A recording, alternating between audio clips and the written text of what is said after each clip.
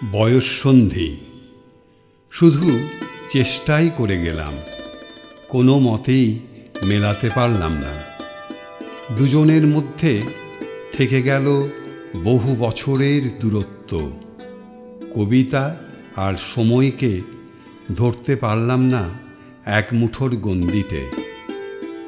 17 বছর বয়সের সাদা পাজামা আর হাওয়ায় চপ্পল পরা ছিপছিপে ছেলেটা যে কবিতাটা লিখেছিল পাশের বাড়ির মেয়েটির জন্য, জানি না সে পড়েছিল কি না, তবে তার বাবা অবশ্যই পড়েছিলেন। ভাবলে এখনো ডান কানটা কনকন করে। আর কাকার সেই কথাগুলো, ছেলেটা একদম এঁচড়ে পেকে গেছে। 26-এ পৌঁছে বান্ধবীর জন্মদিনে উপহার দিয়েছিলাম পুরনো আনন্দবাজারে মুড়ে বেশ কয়েক রাত জেগে বানানো কবিতার মূর্তি।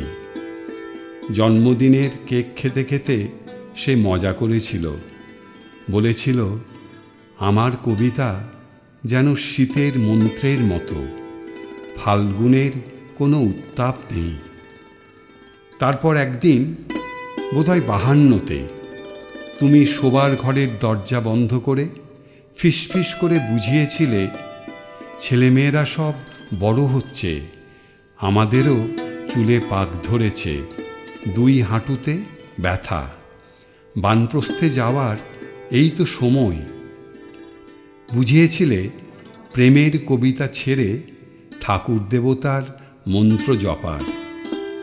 অথচ 70-এ এসে সব কিছু ওলট পালট।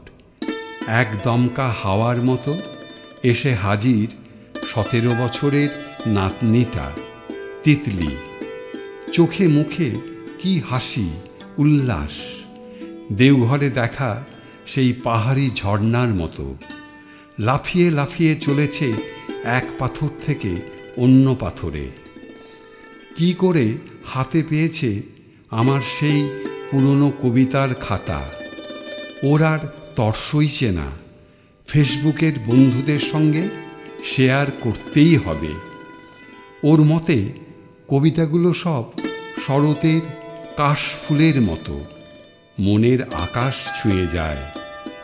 তিতলির চোখে হাসি, আমার চোখেও।